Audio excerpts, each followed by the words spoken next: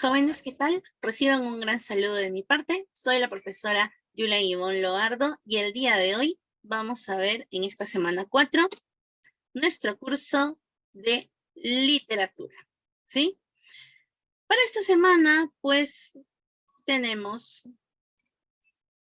el tema del clasicismo griego vinculado a la Odisea, ¿sí? El tema que vamos a desarrollar el día de hoy es la Odisea. Pero antes vamos a ver un preámbulo de lo que es el clasicismo griego. Bien, empecemos entonces. Objetivos para nuestra clase el día de hoy, como les había señalado, nos vamos a centrar en, primero, un preámbulo, las características del clasicismo griego, y luego vamos a ver también las características de la obra La Odisea.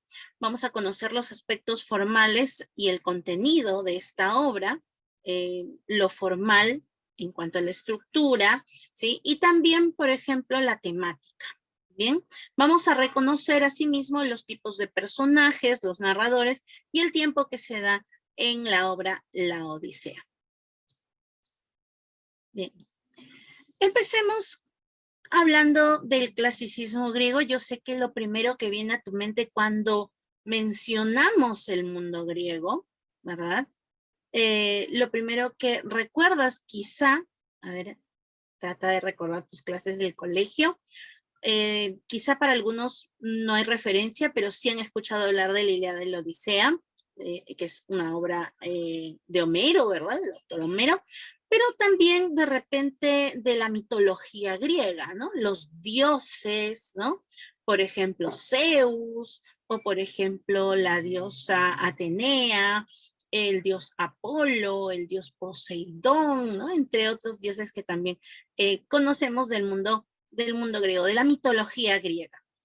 Conozcamos o no directamente las historias, ¿no? Conocemos algunos mitos tal vez, por ahí algunas historias griegas como el caso de Edipo, que se va a tratar en el tema del teatro griego, pero todo ese mundo griego de alguna manera está familiarizado también, por ejemplo, con la cultura romana, ¿sí? Que más adelante también va a ser mencionada, pero veamos a qué nos referimos con clasicismo griego. El clasicismo griego será, jóvenes, la primera corriente literaria que va a servir de influencia para las demás corrientes de Europa, de la cultura europea. Por eso decimos que es la primera corriente literaria, pero de Occidente. La literatura oriental también se va a desarrollar, pero la influencia de la literatura oriental va a ser distinta, ¿sí? En Occidente, la literatura, el arte que va a influenciar es justamente el arte de la cultura griega. Así es que por eso hablamos de la primera corriente de Occidente, ¿sí? Muy bien, nos queda en claro entonces, clasicismo griego, primera corriente de la literatura occidental, que va a servir como base para las otras corrientes literarias. Bien, veamos las características entonces. Una primera característica que debemos tener en cuenta y es fundamental es el antropocentrismo y el antropomorfismo. Las dos palabras mencionan antropo, ¿verdad? Antropo, ser humano, el ser humano. El ser humano será el centro, por ejemplo, cuando hablamos de antropocentrismo. ¿Cómo es esto que el ser humano es el centro? Los temas de la literatura griega van a girar en torno a las emociones humanas, a las pasiones humanas, ¿sí? Por ejemplo, pasiones como puede ser la ira, en el caso de la Ilíada, la cólera de Aquiles, por ejemplo, la ira de Aquiles. También podría ser, por ejemplo, el caso de el amor a la patria, ¿no? Podría ser el tema, por ejemplo, de la venganza, ¿no? Como en otras obras. Entonces, todo gira en torno a las emociones humanas. Por eso hablamos de el centro como centro, mejor dicho. Los temas giran en torno a lo humano. ¿Bien? Y asimismo también, por ejemplo, la presencia de dioses en las obras, y aquí hablamos del antropomorfismo. ¿Qué cosa es el antropomorfismo? Es la atribución de características humanas en los dioses. Los dioses tienen una coexistencia, una convivencia con los seres humanos, ¿sí? Vamos a encontrar que en las obras griegas, por ejemplo, la diosa Atenea le habla a Odiseo. Vamos a encontrar pues que le habla también a Telémaco, al hijo de Odiseo. Entonces, aquí vamos a encontrar ese antropomorfismo. Es más, en algunas obras, por ejemplo, como en el caso de la Ilíada, encontramos que los dioses tienen comportamiento humano, emociones humanas. Por ejemplo, la diosa Afrodita, que quiere defender a su hijo en el campo de batalla, su hijo Eneas, que es un semidios. Y por tratar de defenderlo, le cae un flechazo en la mano, ¿no? En la muñeca, dicen algunos.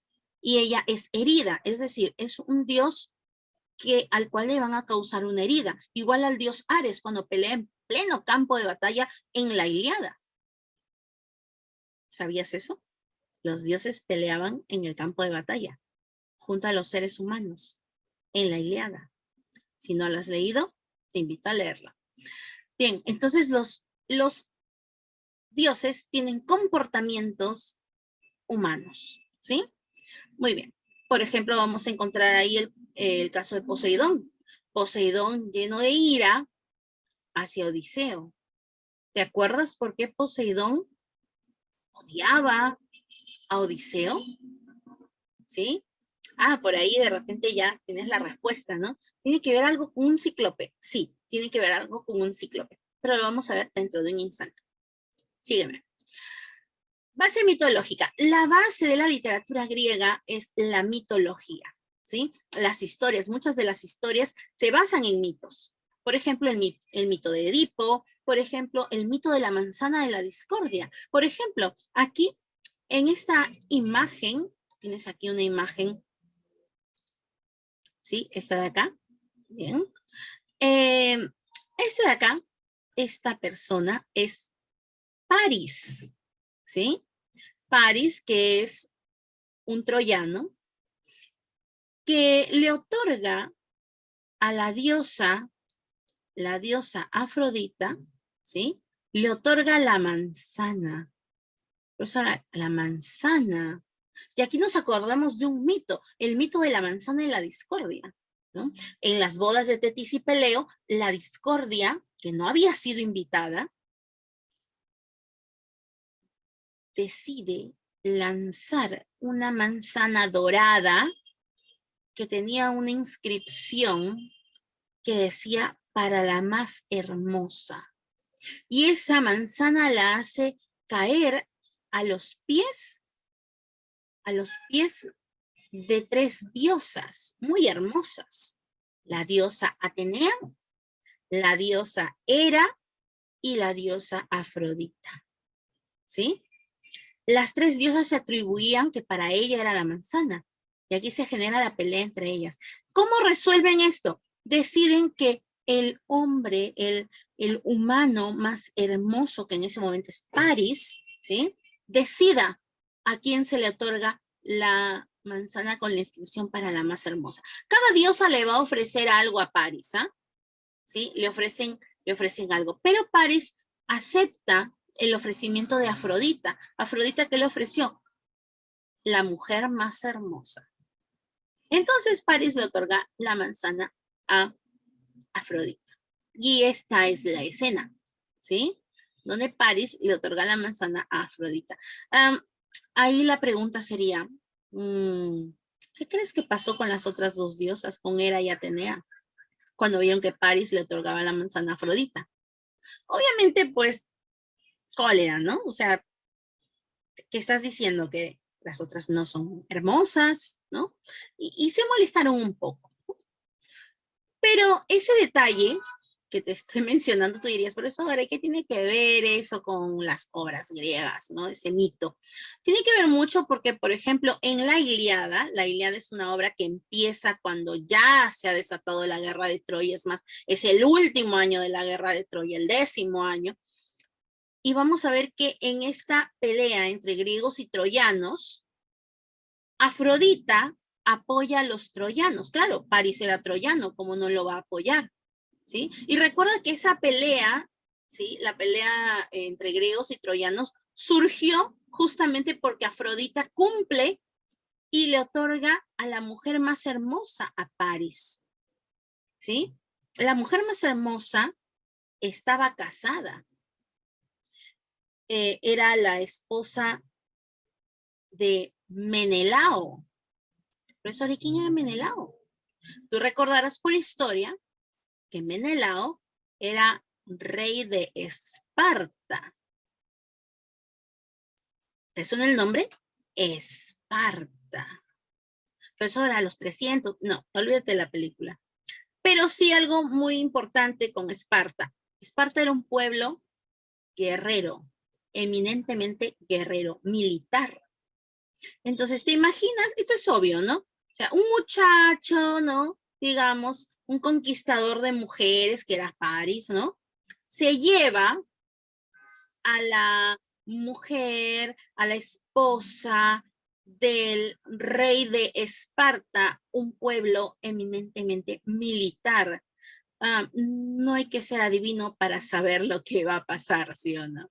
Obviamente, Menelao va a querer rescatar a su esposa y le va a hacer la guerra. ¿A quién? A Troya, ¿sí? Porque París es troyano y se llevó a esa ciudad a Helena, la esposa de Menelao. Y no solamente eso, y tú dirás, profesora, ya, bueno, Menelao quiere recuperar a su esposa, ¿y por qué intervienen los otros griegos? ¿Por qué los demás griegos van a apoyar a Menelao? Qué buena gente son, ¿no? Van y dicen, no te preocupes, Menelao, vamos a recuperar, voy a llevar a mis soldados que mueran en el campo de batalla con tal de que tú recuperas a tu esposa. ¿No se te hace extraño por qué ocurriría eso? Tú dirías, no tiene sentido, ¿no? Pero aquí viene otra parte de un mito. Helena, cuando había sido más joven, ya había sido raptada por algún dios, pero justamente por ser muy, muy hermosa. Y cuando tuvo pretendientes, sus pretendientes, que eran muchísimos, muchísimos, ¿no? ¿Sí? Si tú piensas que quizá, imagínate la mujer más hermosa que recuerdes en estos momentos, la cantidad de pretendientes que puede tener. Helena te dio el triple, ¿ya? Algo así, ya. ¿Quiénes eran sus pretendientes? Bueno, obviamente el que fue su esposo, Menelao, de hecho que sí, pero también el hermano de Menelao, Agamenón, ¿sí? Que después se casó con la hermana de Helena. Y esa es otra historia, que después te la voy a contar. También Aquiles, Odiseo, Néstor, Ajax, entre otros más, ¿sí? Y todos ellos, todos los pretendientes de Helena, habían hecho un juramento, ¿sí?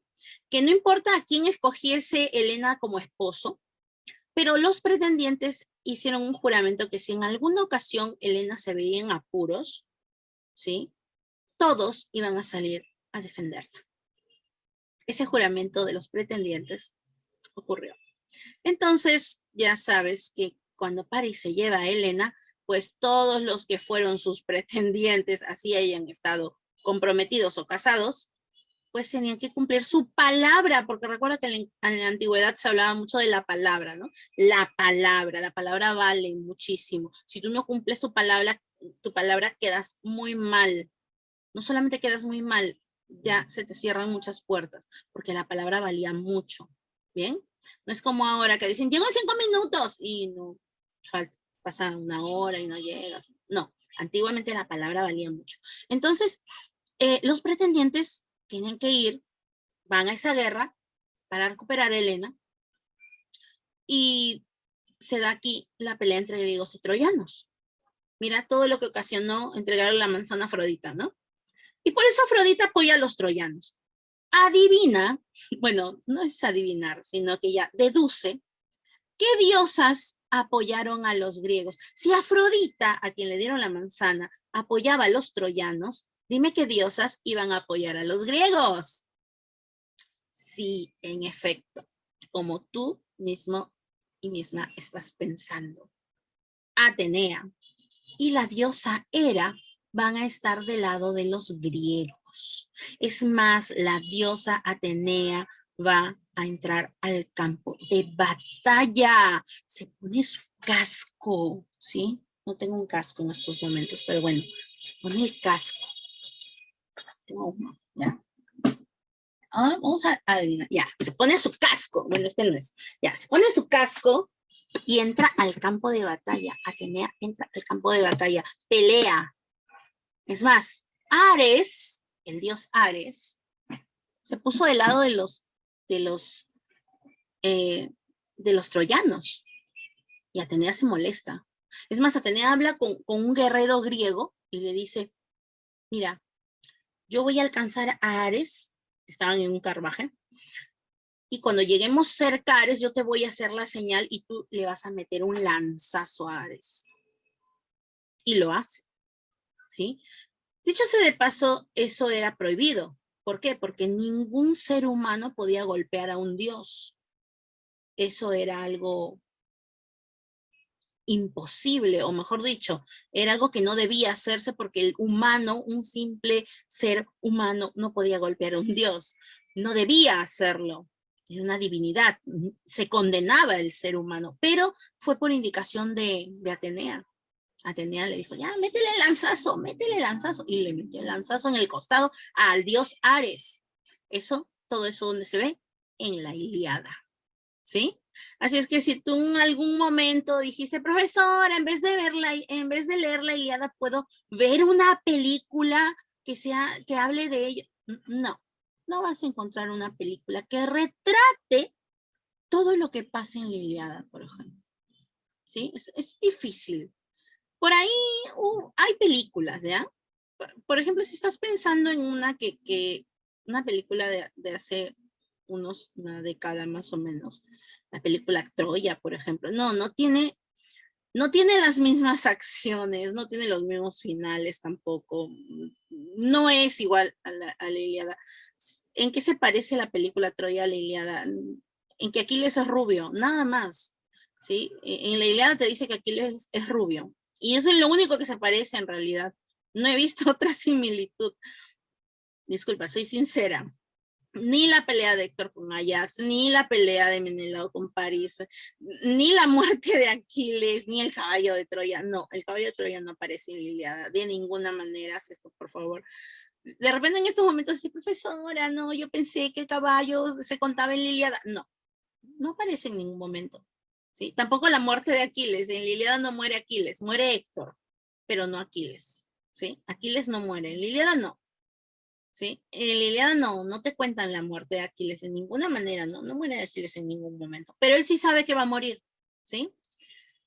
Profesora, ¿cómo es que Aquiles sabe que va a morir? Bien, y eso se relaciona con otra característica que vamos a ver aquí en el clasicismo griego. Aparte de la base mitológica, creo que esto ya quedó bastante claro, el mito de la manzana de la discordia, por ejemplo, base mitológica, el mito de Edipo es la base mitológica de la historia de Edipo Rey, entre otros. Otra de las características que justamente se relaciona con esta idea que te estaba plasmando de Aquiles sabía que iba a morir en la guerra de Troya. ¿Sí? Aquiles sabía que iba a morir en la guerra de Troya. ¿Y cómo lo sabía? Porque era su destino morir en esa guerra. Profesores, si era su destino, él sabía que iba a morir porque fue a la guerra. Yo no hubiera ido, si yo sé que voy a morir ahí, ¿para qué voy? Pero es que ellos tenían una idea muy clara. El destino se cumplía sí o sí. Así tú trates de evitar ese destino, igual se va a cumplir. Si el destino así está escrito, pues se cumple. Así tú trates de evitarlo. Recuerda lo que pasa con Edipo. Seguramente que ustedes conocen la historia de Edipo, ¿no? El mito de Edipo. En el mito de Edipo te dicen que a Edipo le pronostican, el oráculo le dice que él va a matar a su padre y se va a casar con su madre. Para Edipo esto es horrible. Pero en ese momento Edipo no sabía que él era un hijo adoptivo. Él vivía con su padre Pólibo y su madre Mérope. Bueno, él pensaba que ellos eran sus padres. vivía en Corinto. Y él, al enterarse de ese pronóstico, de ese destino que le deparaba, él dijo, no, yo me opongo a mi destino y no, yo voy a evitar ese destino. Y se fue de Corinto, se fue. Pero al irse de Corinto se acercó a Tebas. Y justamente él no lo sabía, pero él era tebano originalmente. Él era adoptado. Llega a Tebas y en un cruce de caminos va a tener un problema con unos hombres y va a terminar asesinando a varios. Entre ellos asesina al rey Layo y él no lo sabía y ese hombre era su padre, su verdadero padre. ¿Sí? Y luego, al derrotar a una esfinge que mataba personas en Tebas, como él se convierte en el salvador, en el héroe de Tebas, le otorgan la mano en matrimonio de la reina viuda. La reina viuda era su propia madre, él no lo sabía. Entonces, por oponerse al destino, al final se acercó a él. ¿Sí? Se acercó a ese destino, es inevitable. Aquiles también lo sabe que va a morir a temprana edad, sabe que va a morir en la guerra de Troya, la guerra dura 10 años, él no sabe en qué momento va a morir, pero sabe que va a morir ahí, ¿sí? Por ejemplo, la obra que vamos a ver el día de hoy, La Odisea. En La Odisea también vamos a encontrar lo mismo, la idea del destino, la idea de la fatalidad, la idea de que algo es, ya el destino está escrito y no tienes nada más que hacer que cumplirse, ¿sí? Los griegos crecían con esa idea. El destino está escrito. Entonces, todo lo que ocurría era porque el destino así lo quiso, ¿sí? ¿Has escuchado esa frase alguna vez, verdad? Oh, mira, pasó esto. Uy, era el destino. Era el destino. Esa idea viene desde los griegos. Mira, qué interesante, ¿no? Y esas ideas las hemos escuchado hasta ahora, ¿no? Es que ya estaba escrito su destino, eso iba a pasar sí o sí, sí, seguramente. Y eso hace también que la persona se resigne. Si algo ocurre, si algo malo, dices, es que era el destino, ya, te resignas a que ocurrió y no se pudo hacer nada más. ¿Sí? Sin embargo, también vamos a ver hoy en día, siglo XXI, la coexistencia de dos ideas, ¿no? Por un lado hay personas que dicen, ya era el destino, y hay otras que dicen, no, yo debo cambiar mi destino. Y vemos cómo esas dos ideas chocan, ¿no? No es la primera vez que esas dos ideas tan distintas están en oposición, chocan entre sí. Vamos a ver más adelante en otras corrientes literarias que se inserta la idea de oponerse al destino, ¿sí? Oponerse al destino. Más adelante lo verán en otras corrientes literarias. Pero por el momento, el fatalismo. Los griegos tienen la idea del fatalismo. La fatalidad era algo que estaba escrito. Es más, la vida del ser humano ya se sabe en qué momento. Y quienes manejan eso son por ejemplo, las diosas que cortan los hilos, las famosas parcas, ¿sí? Toda la mitología griega está armada para explicar, ¿no? Los acontecimientos del ser humano, los días, las estaciones, todo.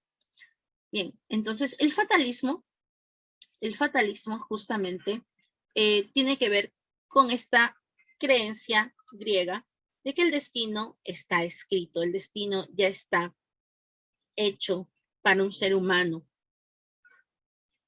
Por ejemplo, en el caso de Edipo, ¿no? Que te había señalado.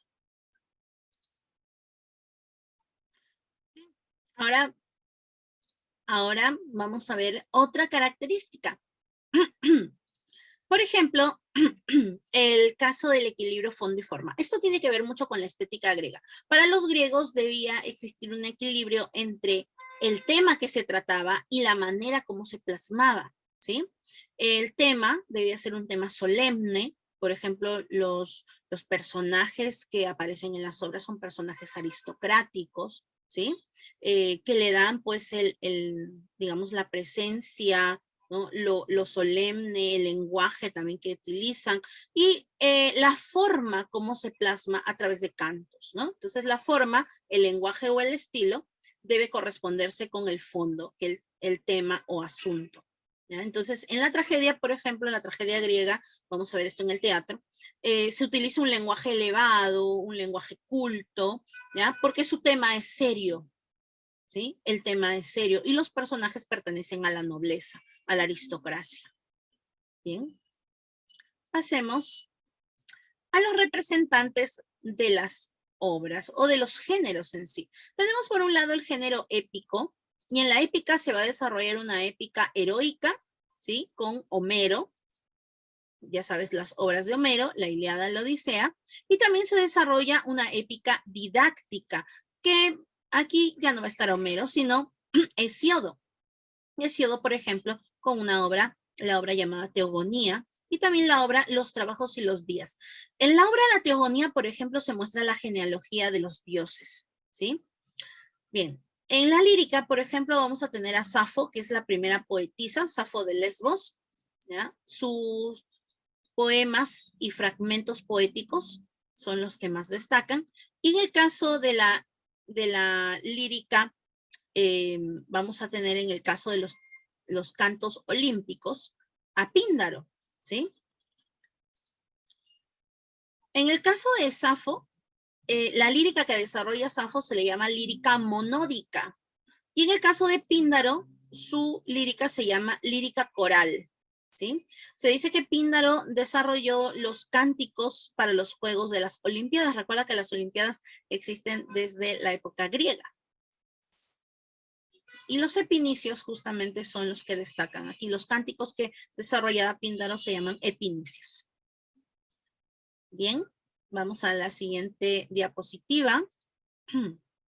Y vamos a hablar de Homero. Bien, Homero es catalogado como el creador, el autor de la Ilíada y la Odisea. Por ahí algunos señalan incluso una parodia de la Ilíada y la Odisea, o de la Ilíada específicamente, llamada la Batracomiomachia. Pero bueno, solamente Ilíada y Odisea es la que nos ha llegado hasta el día de hoy, ¿no? Y algo muy importante sobre Homero. Algunos que han analizado Ilíada y Odisea se han dado cuenta que estas dos obras plasman momentos diferentes de la cultura griega. La Ilíada, por ejemplo, plasma una época muy antigua donde todo se resolvía con la ley del talión, ¿sí? Donde el héroe es un héroe más de estilo bárbaro, digámoslo así, ¿ya? En cambio, en el caso de Odisea, vamos a encontrar un pequeño cambio. En la Odisea vamos a ver que, por ejemplo, la justicia sí, la justicia en sí, la ve un aerópago, un grupo de ancianos, ¿sí? También otras características que difieren es la manera de concepción, ¿sí? De esta justicia, la manera de llevar, por ejemplo, estos rangos y jerarquías. Entonces, por ello, por otras características que vamos a encontrar que tienen que ver incluso con algunos rastros quizá históricos, se señala que Homero no pudo vivir tanto tiempo como para ver ese cambio en la cultura griega. Por eso algunos deducen que quizá Homero no existió, ¿sí? Que Homero no fue uno, sino fueron varios. De repente no fue un Aedo, sino un conjunto o una familia de Aedos. ¿Bien? Algunos proponían eso, ¿no? Que Homero no fue una persona, sino un grupo, ¿no? Una familia donde muchos aedos, recuerda que los aedos eran estos cantantes que iban de lugar en lugar, cantantes errantes, que contaban historias épicas. Y que Homero quizá no fue uno, sino fueron varios, es decir, una familia de aedos. Pero hay otros que fundamentan lo contrario, ¿no? Que Homero sí fue una persona, ¿no? La forma de expresión que tienen es similar. Por ejemplo, vamos a ver en el caso de Homero las descripciones que hacen, ¿no? Las descripciones que hace por ejemplo, el mundo griego, especialmente en la Odisea, donde se detiene mucho a describir los lugares, como son, las costumbres incluso. Entonces, viene aquí algo importante que se llama la cuestión homérica, ¿sí? Dentro de lo que es la cuestión homérica, ya se deja zanjado, ¿no? Esta duda de que si Homero fue uno, fue varios. Bueno, sea cual sea el caso, lo importante es que se llega a como una especie de un concertar, ¿no? Un concierto, digámoslo así, es decir, acuerdo, donde se establece que fue un autor, ¿no? Por más que todavía hay ciertas dudas, ¿no? Homero es un autor, ¿ya? Fue un autor del mundo, de la Edad Antigua, del mundo griego, autor de Ilíada y Odisea. Se dice que fue ciego, ¿ya? Pero que al parecer no es que nació ciego, sino que perdió la vista, ¿sí? A lo largo de su vida, porque las descripciones que hace en la Odisea son tan exactas, son tan descritas, tan detalladas, que es imposible, dicen algunos, que no haya podido verlas antes. ¿Bien? Así es que decimos que Homero fue un aedo, un poeta popular, iba de lugar en lugar contando historias, desarrolló la épica heroica, transmitió oralmente sus obras. Quiere decir que no tenía nada escrito. Esos 15,000 versos de la Ilíada y los 12,000 versos de la Odisea, pues se los conocía de memoria. Bien, transmisión oral. Un fin didáctico, ¿qué quiere decir? Que hay una enseñanza detrás de sus obras, ¿sí? Nos deja una enseñanza a la Ilíada, nos deja una enseñanza a la Odisea, los temas que tratan, ¿sí? A eso nos referimos con el fin didáctico. Carácter aristocrático, sus personajes son dioses, semidioses, aristócratas, reyes, ¿bien? Y las dos obras que se le atribuyen, que son Ilíada y Odisea. ¿Bien? Sobre la Odisea. Bien, vamos a hablar sobre la Odisea. La Odisea pues tiene un género épico, la especie una epopeya heroica. La estructura tiene 24 cantos. Tanto Ilíada como Odisea van a tener 24 cantos, ¿sí? El tema principal que se desarrolla, las aventuras de Ulises, o llamado Odiseo también. Recuerda que podemos decir Ulises o también podemos decir Odiseo. Y su regreso a Ítaca, ¿no? Las aventuras de Odiseo en su regreso a Ítaca. ¿Qué temas secundarios vamos a encontrar? Por ejemplo, la astucia. Odiseo tiene como característica justamente el ser muy astuto, ¿sí? El ser muy astuto. El amor por la patria, él se preocupa siempre por regresar a su patria, a Ítaca, quiere regresar, tiene esa intención. Su familia, extraña a su familia, a su hijo. El día que él se fue a la guerra de Troya, ese mismo día había nacido su hijo. Es decir, él se fue a la guerra de Troya, nació su hijo, lo vio de bebito, se fue inmediatamente a la guerra de Troya. La guerra de Troya duró 10 años, ¿sí? Y después de esos 10 años, cuando él tenía que regresar a su casa, se perdió por el mar con toda su gente, llegó a muchos lugares, no podía retornar a su patria, pasaron casi 10 años más. Es decir, cuando él regresa a su casa, ya su hijo es un hombre, ¿sí? Él se fue el día que ese niño nació, y cuando regresa, su hijo ya prácticamente es un adulto, ¿no? Entonces, vamos a encontrar ahí que esa idea del retorno a la patria, de ver a su hijo, su familia, está presente también en Odiseo. La fidelidad la va a representar pues Penélope, ¿no? A pesar de que Odiseo pues piensa en su familia, en su hijo, su esposa, pero vamos a ver que la fidelidad íntegra es de Penélope, ¿no? Penélope. Ella esperó, y a pesar de que le dijeron, mira, ¿sabes qué? Odiseo ya debe estar muerto, ya olvídate, mejor tú que eres la reina de Ítaca, escoge otro esposo para que gobierne Ítaca de una vez. Y ella dijo, no, yo me quedo a esperarlo. Yo le dije que iba a esperar hasta que nuestro hijo tuviera barba, porque esa es la promesa que ella le hace. Y ella cumple. se le presentan un montón de pretendientes, ¿ah? Vienen varios pretendientes trayéndole regalos, ¿no? Le traen regalos, se quedan en su casa y ella no escoge, ¿no? Es más, hace tiempo les trata de prolongar el tiempo porque ellos la presionan, le dicen, ya, escoge de una vez, te hemos traído regalos, escoge de una vez, no seas descortés, escoge un esposo, tu esposo debe estar muerto.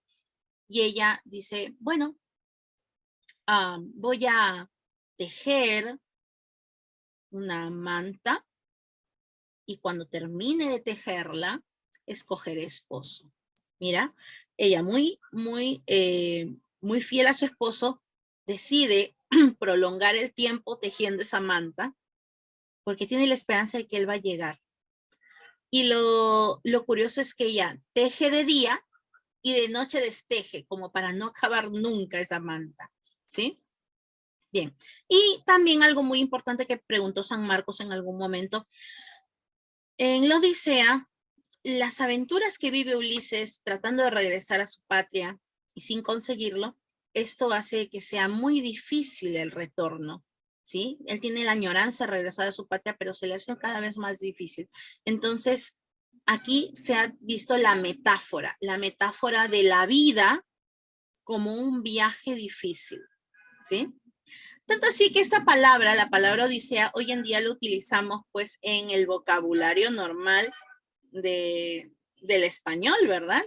Cuando fue muy difícil, de repente tuviste muchas complicaciones, ibas a visitar a alguien y quedaste en una hora, pero se te presentó un inconveniente tras otro, ¿no? Y tú dices, ay, he vivido una odisea antes de llegar aquí. Utilizamos la palabra odisea hoy en día para señalar que algo fue muy dificultoso, ¿no? Queríamos llegar a tiempo, no pudimos porque algo pasó, me olvidé la llave, no sé, se fue el agua, no sé, algo más, ¿no? Estaba planchando mi ropa y se quemó, el despertador no sonó. Bueno, todas esas complicaciones hacen de que el día parezca una odisea. Bien, nosotros empleamos esa expresión hasta ahora. La vida como viaje difícil. Características que vamos a ver en la obra. Aquí vamos a encontrar dos narradores en la obra. El primero aparece al inicio, que es el narrador omnisciente. Profesora, ¿qué es un narrador omnisciente? Un narrador omnisciente es aquel que aparece contándote una historia en tercera persona, es decir, él hizo tal cosa, a él le pasó esto, a él le pasó el otro. Es decir, narra en tercera persona, ¿sí? Es un narrador, es una voz que no está dentro de la historia. Él no es amigo del protagonista ni nada, sino está fuera de la historia. Mira al personaje. Él vivió esto, él llegó náufrago a la isla de la ninfa Calipso, ella lo recogió, lo mantuvo en su isla, ¿no? Luego vino Hermes, le dijo a ella, ¿sabes qué? Déjalo ir, es su destino, tiene que regresar a su patria. Él se va a construir su balsita. O sea, te das cuenta que toda la narración es él, ¿no? Bien. Así es que encontramos aquí el narrador omnisciente. Y luego vamos a encontrar un narrador protagonista, porque el mismo Odiseo nos va a contar, ¿sí? El mismo Odiseo nos va a contar qué es lo que le pasó desde la salida de Troya, ¿sí? Cuando salió de Troya, ¿qué pasó? ¿Por qué al final lo vemos, ¿no? ¿Por qué al inicio de la historia, mejor dicho, lo vemos solito, sin sus compañeros, y en la isla de la ninfa Calipso? O sea, ¿qué pasó en todo ese tramo, digámoslo así? ¿Qué le sucedió? Bien, otra característica, abundantes referencias mitológicas. Vamos a encontrar muchos personajes de la mitología griega, entre dioses, semidioses, brujas, bueno, una bruja, la bruja Circe, monstruos marinos, que son parte de la mitología también. La narración lineal y cíclica. Una narración lineal porque vamos a encontrar que la historia empieza en un punto y y cuenta los acontecimientos así, uno detrás de otro. Pero cuando Ulises, cuando Odiseo nos cuente su historia, nos cuenta desde el final. No, mejor dicho, nos cuenta desde que él salió de Troya y regresa al punto en que empezamos la historia, que es cuando él está en la isla de la ninfa Calipso, ¿sí? Bien, entonces, lo que pasa es algo así. Esta es la historia, ¿sí? Ya, al inicio, vamos a ver que la historia comienza cuando él está en la isla con Calipso, de Calipso, ¿ya? De la ninfa Calipso, ¿ya? Aquí comienza la historia, y luego Odiseo llega al país de los feacios, ¿sí? Llega al país de los feacios, y allí él cuenta su historia. Odiseo va a contar lo que le pasó, por ejemplo, cuando salió de Troya, ¿sí? Cuando salió de Troya, ¿sí? Cuando estuvo en Troya. Cuando salió de Troya, ¿qué pasó después de la guerra de Troya? ¿Sí? Bien, entonces, y todo lo que vivió en ese tramo hasta llegar a la isla de la ninfa Calipso. Por eso hablamos de una narración cíclica, ¿sí? En el caso de Odiseo. Él tiene una narración cíclica, empieza desde cuando salió de Troya, esa parte que no nos contó la obra, al inicio no nos la contó, recién nos vamos a enterar allí, todo lo que padeció, hasta llegar a la isla de la ninfa Calipso, ¿sí? Muy bien, espero que se haya entendido allí. Y ya luego continúa en línea recta, ¿no? Continúa en línea recta. Por otro lado, de forma paralela, se va a contar la historia de Telémaco, el hijo de Odiseo. Esa historia sí es en línea recta completamente.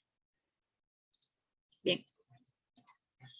Entonces tenemos una narración lineal y una cíclica. Protagonismo de los personajes aristocráticos. Como te dije, los personajes principales son aristocráticos, reyes, príncipes. Telémaco es príncipe, Odiseo es rey de Ítaca, Penélope es reina, y personajes pues aristocráticos que también son los pretendientes de ella. Dioses, semidioses. Está compuesta en versos hexámetros. El verso hexámetro se dice que era un verso muy adecuado para recordar las palabras. Se dice que es un verso que se utilizaba con una cadencia, es decir, una tonalidad, ¿ya? Que era muy parecido al uso de las palabras esdrújulas, ¿sí? Obviamente en lengua griega, ¿sí? Esos son los versos hexámetros. Presencia de personajes populares. Hay personajes que no pertenecen a la aristocracia. Hay poquitos, pero hay, ¿sí? Por ejemplo, el porquerizo Eumeo. Eumeo era un hombre que criaba cerdos en la parte de atrás de la isla Ítaca, ¿sí? Ítaca es el lugar donde Odiseo vivía. Él estaba en la parte de atrás de la isla. Y justamente por esa zona es que Odiseo va a regresar a su patria. Por eso nadie lo ve llegar, ¿ya? Y Eumeo es quien lo ayuda para poder retornar a su casa, ¿sí? Es quien le permite hospedarse en su cabaña, y justo llega ahí Telémaco, el hijo de Odiseo, para que se dé el encuentro entre padre e hijo. Y ambos después conversen qué van a hacer con esos pretendientes que se han apoderado de su casa. Bien, otra característica que vamos a encontrar, el lenguaje solemne, un lenguaje culto, descripciones muy detalladas, como te dije, hay mucho detalle en las descripciones de los lugares y las costumbres específicamente. Escenas costumbristas, justamente ello. Por ejemplo, la costumbre, y aquí te va a sorprender, yo sé que te va a sorprender, ¿ah? Pero no te espantes, no te espantes. La costumbre de recibir a un forastero, es decir, como una persona que no es de nuestro lugar, ¿no? Una persona que ha venido de otro lugar, de otro pueblo, de otros lares, ¿no? La costumbre que se señala una y otra vez en la Odisea, ¿sí? tiene que ver, por ejemplo, con que este forastero se convierte en un huésped en nuestra ciudad, o nuestro pueblo, o nuestra casa. Y la costumbre es que el huésped puede quedarse el tiempo que quiera. ¿Sí? Primero. 2. El huésped debe ser recibido muy bien. Debe tener el mejor trato. ¿Sí? El huésped es muy bien recibido, tiene el mejor trato, se le brinda todo lo que el huésped necesita. ¿Sí? Y el huésped puede tomar lo que desee. Comida, bebida, quedarse en un lugar, ¿sí? Y esa es la costumbre. No puedes votar a tu huésped. Eso se ve mal. Eso sería malísimo, ¿sí? Y esa costumbre, por ejemplo, la vamos a encontrar incluso en la Divina Comedia. Por ejemplo, en la Divina Comedia, en el último círculo del infierno, hay un círculo que es el círculo de los traidores, que está en una de las fosas del infierno de ese círculo, de ese noveno círculo, es la fosa antenora, que es justamente para aquellos que han traicionado a sus huéspedes. Mira lo grave que era traicionar a un huésped o tratar mal a un huésped, ¿sí? Entonces, vamos a encontrar esas escenas costumbristas donde Odiseo llega a un lugar y si es un huésped es muy bien recibido. Por ejemplo, cuando él llega al país de los feacios, ni siquiera le preguntan su nombre, ni siquiera le dicen, señor, ¿cómo se llama? No. Huésped, sea bien recibido, vamos a hacer un banquete en tu honor porque has venido, vamos a hacer unos juegos también para que la gente se divierta, se entretenga en tu honor, mira, quédate. Lo tratan así, ¿bien? Cuando él llega vestido de mendigo a su casa, a su propia casa, cuando regresa al palacio de Ítaca, él llega vestido de mendigo, llega disfrazado, y inmediatamente lo reciben bien, le lavan los pies, por ejemplo, ¿sí? Mira, ahí está lo costumbrista. ¿Cuál es la costumbre? Recibir bien al huésped. Cuando él llega con su gente, ¿no? Cuando todavía tenía sus soldados, ¿no? Cuando llega a la cueva de Polifemo, del cíclope Polifemo, no hay nadie en esa cueva, pero hay comida. Bueno, son huéspedes y toman la comida, se la comen, se comen los alimentos. ¿Sí? Se comen los alimentos y después el cíclope dice, ¿quién agarró mis alimentos? ¿Por qué se han comido mis alimentos? Y él dice, pero es la costumbre entre los hombres, ¿no? Es la costumbre, llegamos a un lugar, tomamos, tenemos sed, bebemos, tenemos hambre, comemos, porque es la costumbre, ¿sí? Mira, ahí está lo costumbrista. Y también algo muy importante, el empleo de las técnicas orales. Por ejemplo, la invocación. La obra, tanto Ilíada como Odisea, empieza con una invocación a una musa. La musa era la diosa de las artes. El poeta pide a una musa, pide a una divinidad que lo posea y gracias a esa posesión lo inspire para plasmar palabras adecuadas, solemnes, que cree con belleza esa obra, ese tema, ¿sí? Ahí vamos a ver la invocación a la musa. En el caso de la Ilíada es canta, oh diosa, la cólera del Peli de Aquiles, cólera funesta que llevó al Hades a muchas almas de teucros. Así empieza la Ilíada. Y en el caso de la Odisea, que fue pregunta de examen de San Marcos, es la siguiente. Háblame, musa, de aquel varón de multiforme ingenio que después de saquear la sacra ciudad de Troya, anduvo peregrinando por el Ponto. Esa es la forma como empieza la Odisea. También vamos a tener, por ejemplo, el empleo de técnicas orales como el símil, las comparaciones, las antelaciones y los famosos epítetos. ¿Qué son los epítetos? Los epítetos son esas frases que nos ayudan a repetir, por ejemplo, o mejor dicho, son frases que se identifican con personajes. Por ejemplo, Aquiles. ¿Cómo le dicen a Aquiles? El de los pies ligeros.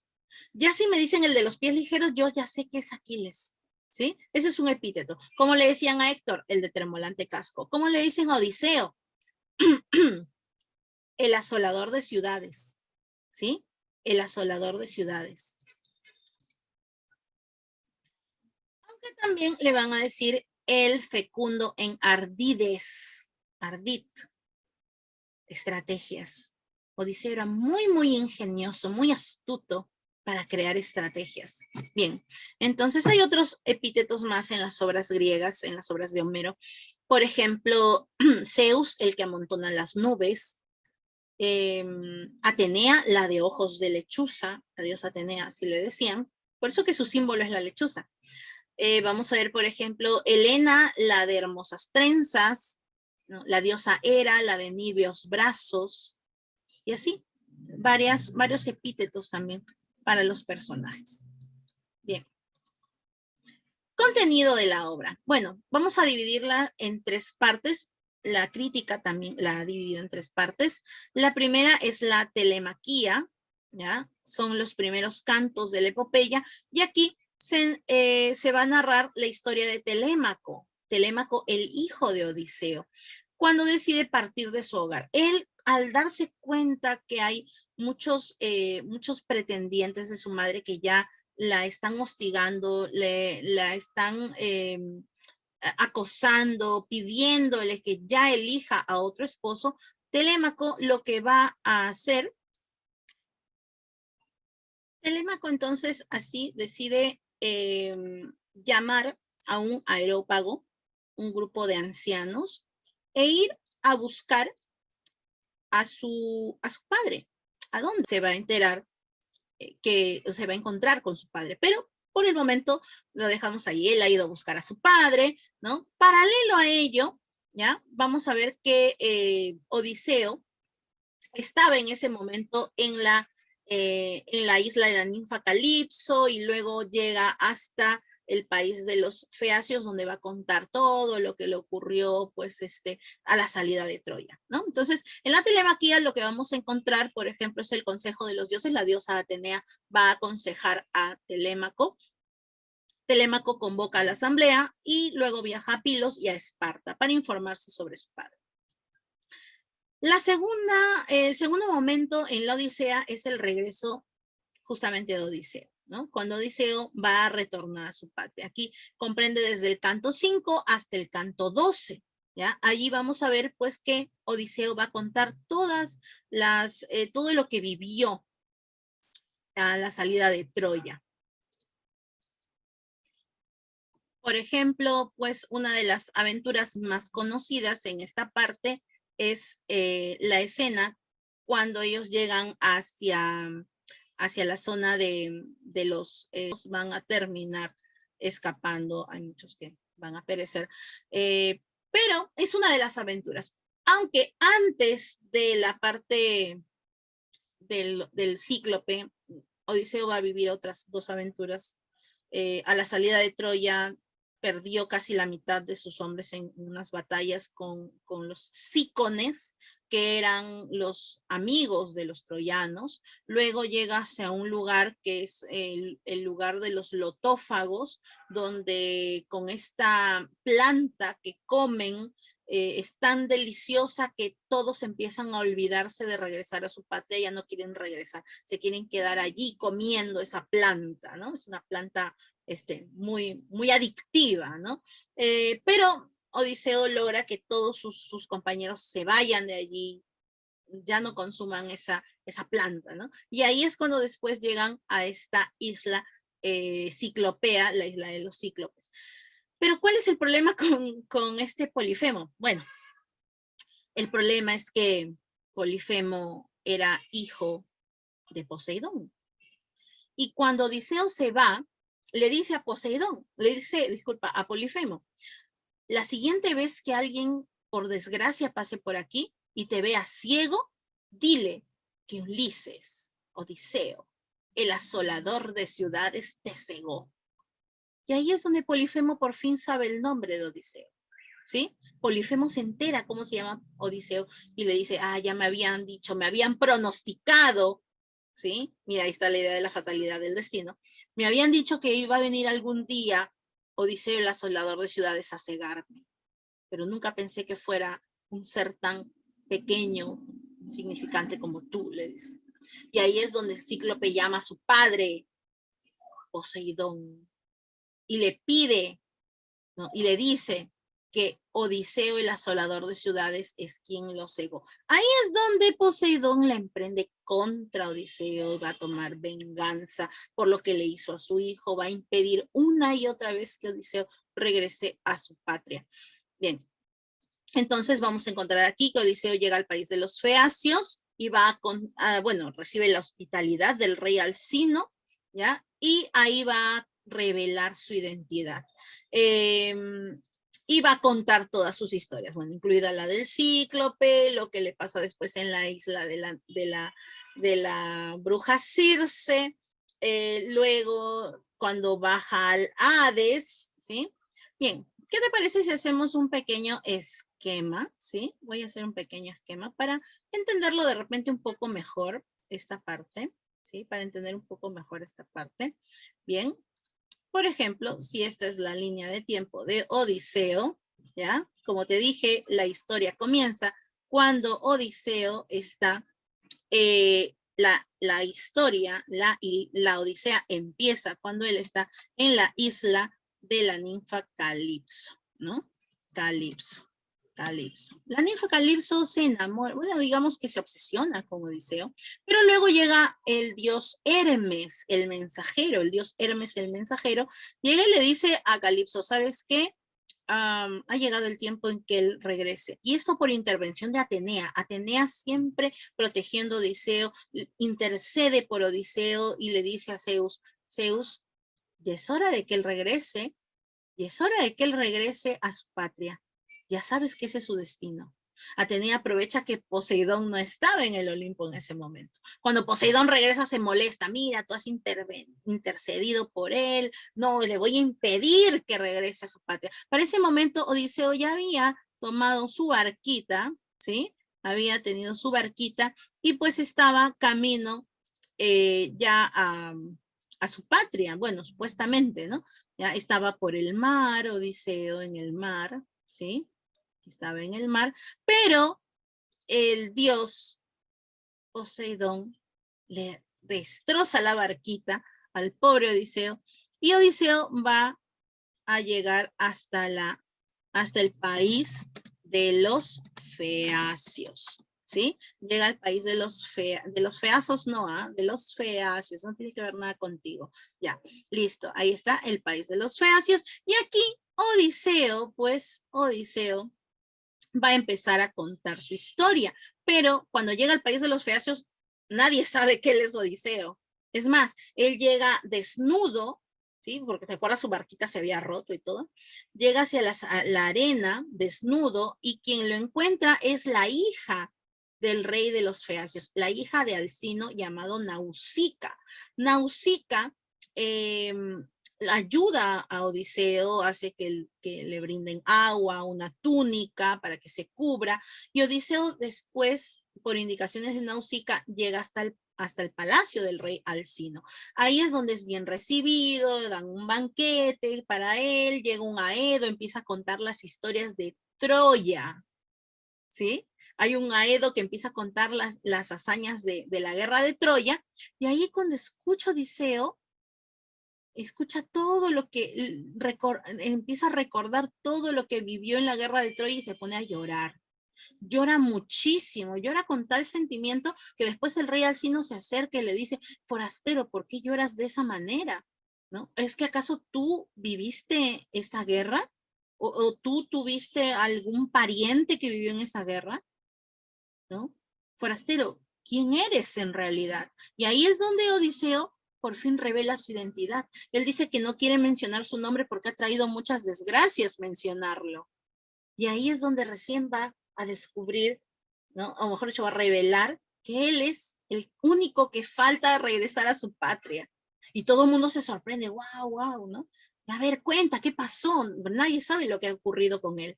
Y ahí es donde Odiseo, vamos a dibujar a Odiseo, ya, tú imagina que es Odiseo, ¿ya?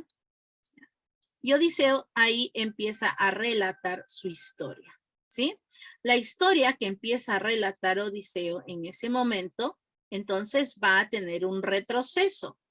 Odiseo nos va a contar lo que ocurrió desde que salieron de Troya, ¿no? Nos va a contar lo que pasó pues en el lugar, por ejemplo, voy a escribirlo por aquí.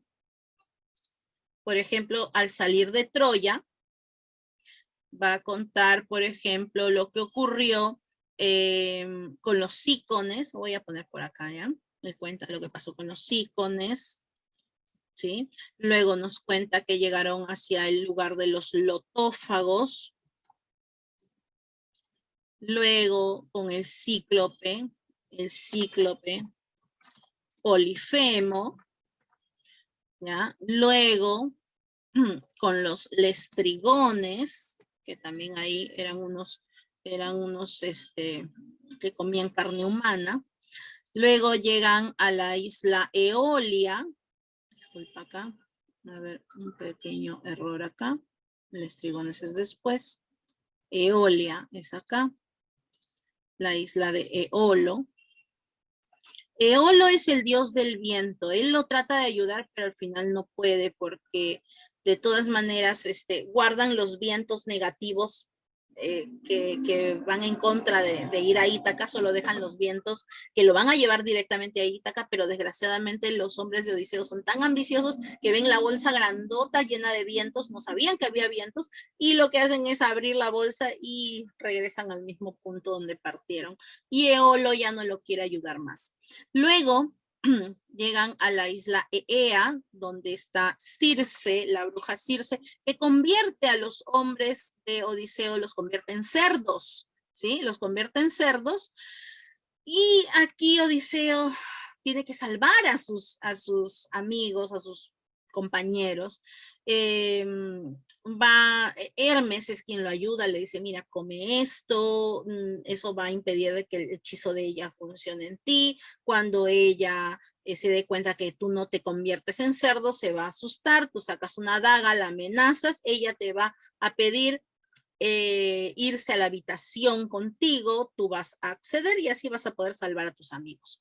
Bien, Circe quien le da el dato también y le dice, si tú quieres saber cómo regresar a tu patria, entonces lo que tienes que hacer es ir al Hades, o sea, al inframundo. En el Hades, Odiseo va a encontrar pues a Tiresias, ¿sí? Tiresias, el adivino Tiresias, el que lo sabe todo, y ahí también desgraciadamente Odiseo ve a su mamá y se entera que su madre ha muerto, porque su madre no había muerto todavía, pero se entera allí que su madre ha fallecido. Para él es un dolor muy grande. También Tiresias le avisa en el Hades, le dice, mira, ¿sabes qué? Vas a tener que ir por tales caminos, por la zona de las sirenas, ¿no? Ahí empieza la zona de las sirenas, donde él no debe escuchar el canto de las sirenas para nada, porque si no, no va a poder regresar a su patria. La zona de los monstruos marinos, Escila y Caribdis.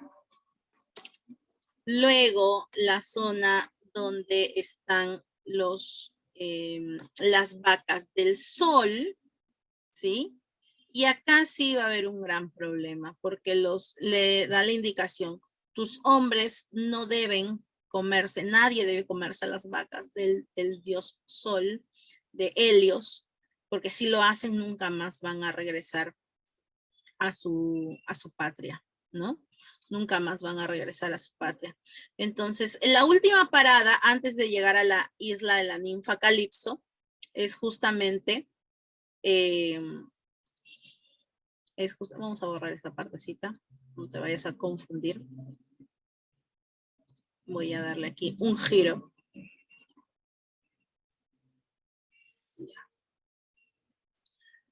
La última parada es justamente en la isla de Helios.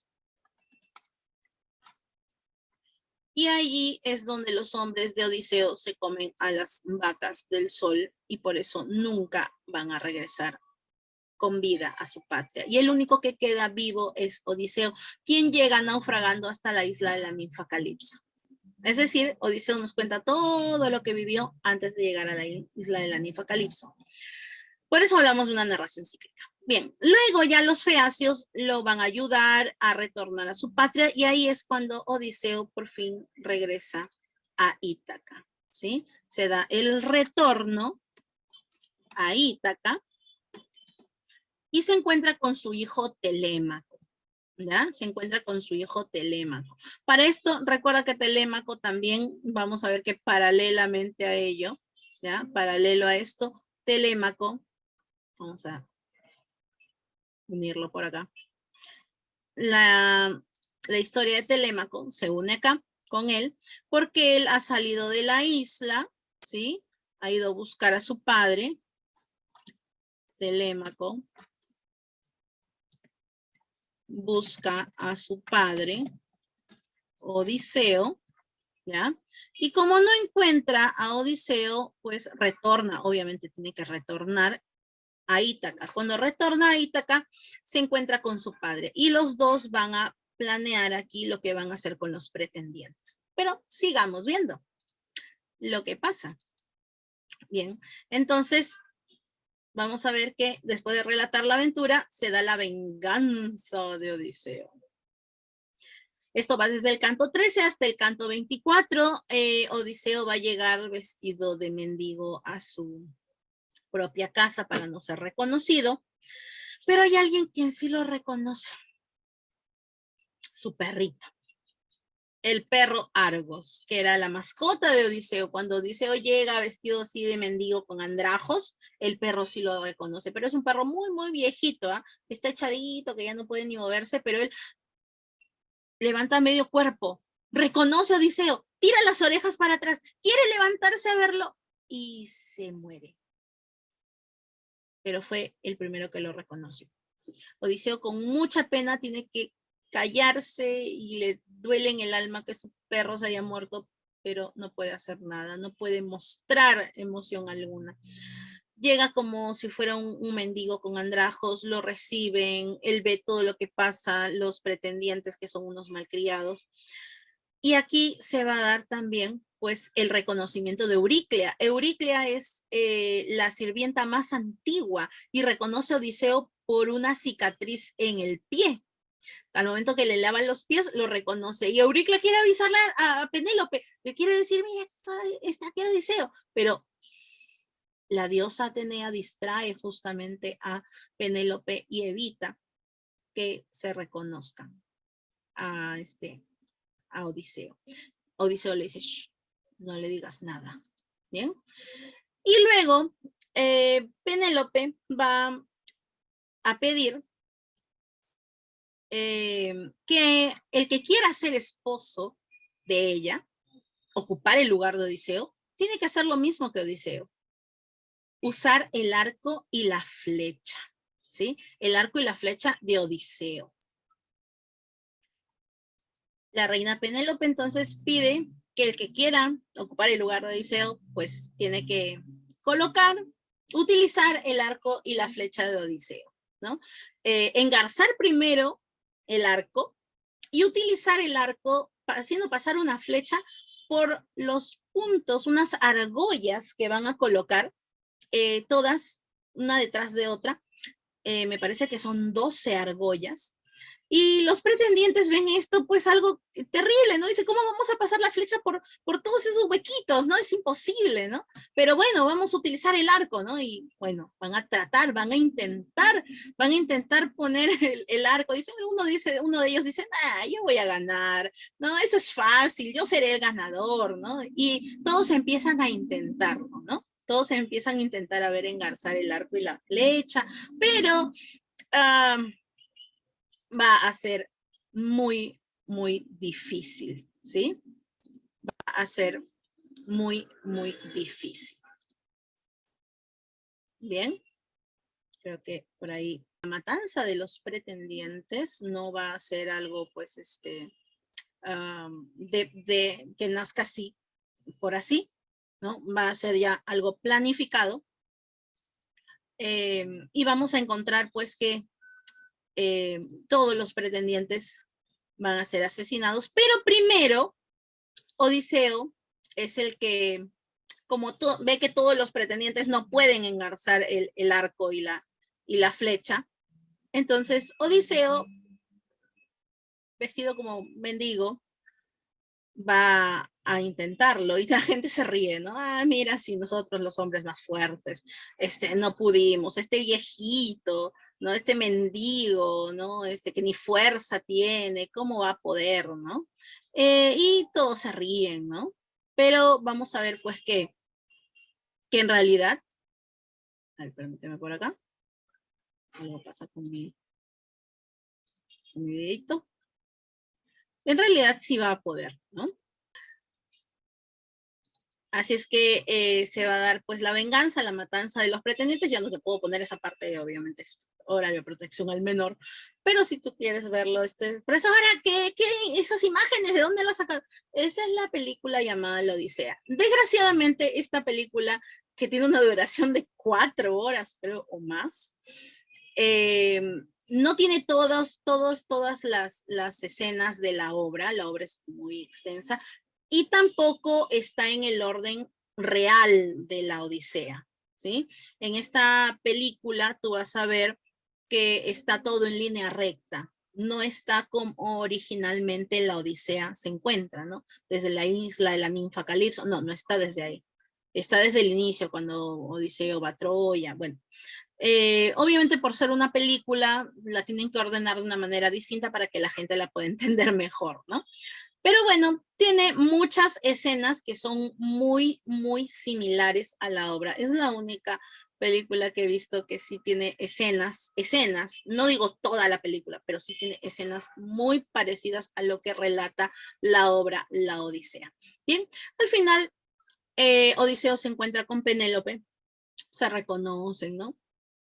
Y bueno, pues Odiseo retorna con su esposa. Bien, y al final se da el pacto de paz entre los itacenses, los parientes de los pretendientes que han sido asesinados, y bueno, pues Odiseo, ¿no? Por eso se le llama el poema de la paz, porque Atenea interviene para que se genere la paz en la isla de Ítaca, ¿sí? Así termina la obra. Bien, chicos. Un pequeño análisis formal del contenido de la Odisea. Tenemos aquí la invocación a la musa, ese cuéntame musa o háblame musa de aquel varón de multiforme ingenio. Bueno, aquí hay otra traducción muy similar, pero es la invocación a la musa Calíope, que es la musa de las artes, ¿sí? La bella voz de Calíope, ¿ya? Es la que va a ser la inspiración. Le pide el poeta a ella que lo ayude a construir esta obra. Bien, vamos a ver aquí el mensaje de la vida difícil, ¿no? Este hombre que dolores sufrió sin cuento en el mar. Muchas aventuras donde va perdiendo a sus compañeros unos tras otros con un pesar, con una tristeza, siempre. El tema central de la obra recuerda las aventuras, todo lo que vive Odiseo en su regreso a Ítaca. Bien, otro fragmento que vamos a destacar, por ejemplo, las decisiones de los dioses que van a afectar la vida humana. Aquí tienes un fragmento donde se da la asamblea de los dioses, donde van a decidir, pues, qué es lo que va a pasar, ¿no? Y el caso es que cuando transcurrieron los años y le llegó aquel en el que los dioses habían hilado que regresara a su casa, mira aquí el destino. Ya se sabe que Odiseo va a regresar. Y eso ni siquiera Poseidón lo puede evitar, ¿sí? Ni siquiera entonces estuvo libre de pruebas, ni cuando estuvo ya con los suyos. Todos los dioses se compadecían de él, excepto Poseidón, quien se mantuvo siempre rencoroso con el divino Odiseo hasta que llegó a su tierra. ¿Bien? La ninfa Calipso le dice, Laértida. ¿Por qué le dice Laértida? Lo que pasa es que el papá de Odiseo se llamaba Laertes. Entonces, como él era hijo de Laertes, le dicen Laértida. Por eso que a Menelao y Agamenón, cuyo padre se llamaba Atreo, le dicen Átrida, por si acaso. Mucho cuidado con esos nombres que encontramos en la Ilíada y la Odisea. Laértida, del linaje de Zeus, Odiseo fecundo en ardides. Mira, aquí está, esto es el epíteto, ¿verdad? Así pues, ¿deseas irte enseguida a tu casa y a tu patria tierra? Sé, no obstante, dichoso, pero si tu inteligencia conociese los males que habrás de padecer fatalmente antes de llegar a tu patria, te quedarías conmigo. custodiando esta morada, y fueras inmortal, aunque estés deseoso de ver a tu esposa, de la que padece soledad todos los días. Bien, aquí hablamos del tema del amor a la familia, por ejemplo, él de todas maneras quiere irse, sabe que va a padecer antes de ir, pero quiere ir a su patria. Bien, aquí por ejemplo, el fatalismo, ¿no? El fatalismo, vas a padecer, le dice. Es algo inevitable, ya sabemos lo que va a ocurrir, vas a padecer antes de llegar, tú también lo sabes, pero de todas maneras él quiere cumplir, ¿no? Bien, vamos a encontrar por aquí en otro fragmento, en el canto 9, Odiseo cuenta sus aventuras de los cícones, los lotófagos y los cíclopes, ¿no? Odiseo dice, Cíclope, preguntas cuál es mi nombre ilustre. Esta es la escena donde él le dice, mi nombre es nadie, ¿no? Y ahí vemos pues la astucia, ¿no? El narrador ahora es Odiseo, es un narrador en primera persona, él cuenta su propia historia, ¿sí? Y aquí se destaca la astucia de Odiseo, cuando le dice al Cíclope, me llamo nadie, ¿no? Bien, se aprecia la astucia de este personaje. Bien, en el canto 8, vamos a ver que en el país de los feacios ya despiden a Odiseo y se da la llegada a Ítaca. Y volvió a dirigirse a los feacios amantes del remo y dirigiéndose sobre todo a Alcino, el rey de los feacios. Poderoso Alcino, el más ilustre de tu pueblo, haced una libación y devolverme a casa sin daño. Y a vosotros, salud, ya se me ha proporcionado lo que a mi ánimo deseaba, una escolta y amables regalos, que ojalá los dioses, hijos de Urano, hagan prosperar. Que encuentre en casa al volver a mi irreprochable esposa junto con los míos sanos y salvos. Vosotros quedaos aquí y seguid llenando de gozo a vuestras esposas legítimas y a vuestros hijos, que los dioses os repartan bienes de todas las clases y que ningún mal se instale entre vosotros. O sea, les desea el bien, ¿no? Me voy, muchas gracias por haberme hospedado, les deseo todo el bien para todos, ¿no? Bien. Así habló y todos aprobaron sus palabras y aconsejaban dar escolta al forastero porque había hablado como le correspondía. Muy bien, aquí vamos a ver que ya hay un narrador omnisciente, ya no es el narrador, ya no es Odiseo, ahora es un narrador que cuenta lo que hace Odiseo, ¿sí? Y también Odiseo, un héroe virtuoso, dice, él habla como le correspondía, o sea, de acuerdo a su solemnidad, como un rey. Habla así, de forma culta, ¿no? Un héroe virtuoso, habla de una manera, pues, en que se nota que él es un rey, ¿no? Bien, y se evidencia también la escena costumbrista, recuerda esto de despedir al forastero con todo, ¿no? Deseándole el bien, la hospitalidad ante todo, en todo momento.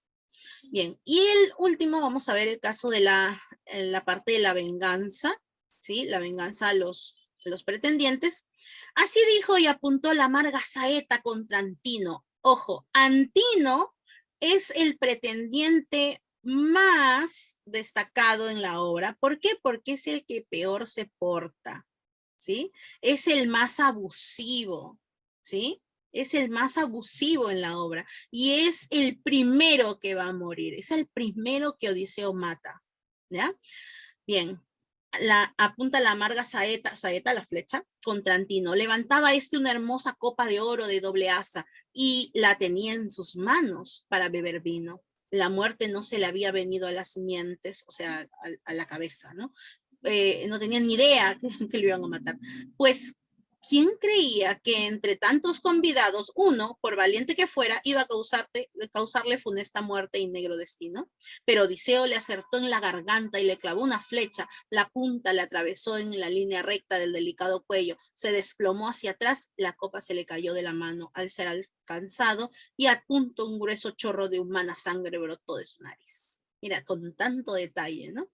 Bien, encontramos otra vez el narrador omnisciente, sabe todo lo que oyen, lo que ven los personajes, lo que sienten, lo que piensan. Eso es un narrador omnisciente, lo conoce todo. Iba a causarle funesta muerte, le atravesó la línea recta del delicado cuello. Encontramos ahí los recursos poéticos, ¿sí? Descripciones, la funesta muerte. Ahí vemos el tono un tanto poético, el negro destino. No es solamente, se murió, ¿no? Iba a causarle muerte. No, no es así de simple. Hay más, ¿no? Le atravesó la línea recta y el delicado cuello. ¿Te das cuenta la manera de descripción? Un tanto poética, ¿no? El recurso poético y las descripciones. La parte final del pacto. Padre nuestro Crónida, el más excelso de los poderosos, dime, ya que te pregunto, ¿qué esconde ahora tu mente? ¿Es que vas a levantar otra vez funesta guerra y terrible combate? ¿O vas a establecer la amistad entre ambas partes?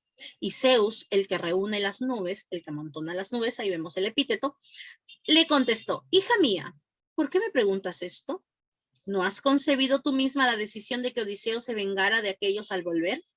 Eso le está diciendo Zeus a Atenea. Obra como quieras, aunque te voy a decir lo que más conviene. Una vez que el divino Odiseo ha castigado a los pretendientes, que hagan juramento de fidelidad y que reine él para siempre. Muy bien, encontramos aquí estas expresiones que son epítetos, ¿sí? Los epítetos, recuerda que son recursos en los cuales, recursos formulares, donde encontramos que frases describen a un personaje y lo caracterizan. Una característica de Zeus siempre es el que amontona las nubes. Esa frase siempre es dedicada o es vinculada a Zeus, ¿sí? Muy bien. Y por acá encontramos el personaje de Odiseo, personaje principal. ¿Qué tipos de personaje encontramos? Odiseo es el personaje principal, tiene el rol fundamental. A través de sus acciones se van a organizar hechos, por ejemplo, todo lo que ocurre, ¿no? Todo lo que él va a vivir, sus aventuras, lo que cuenta, incluso cuando está en la isla de la ninfa Calipso, llega al país de los feacios, retorna a su patria, la venganza, todo gira en torno a él, por eso es el personaje principal, ¿sí? Por otro lado, vamos a tener a Penélope como personaje secundario. ¿Por qué personaje secundario? Porque su presencia va a complementar lo que hace el héroe, ¿sí? Odiseo es el héroe y ella es su motivación, ¿sí? Ella es su motivación también para regresar. Ella, Telémaco. Entonces vamos a encontrar que estos personajes, ¿sí? Ya no son los principales porque ellos no son los que realizan las acciones, sino motivan las acciones del personaje principal, ¿sí? Otro ejemplo sería, por ejemplo, Atenea.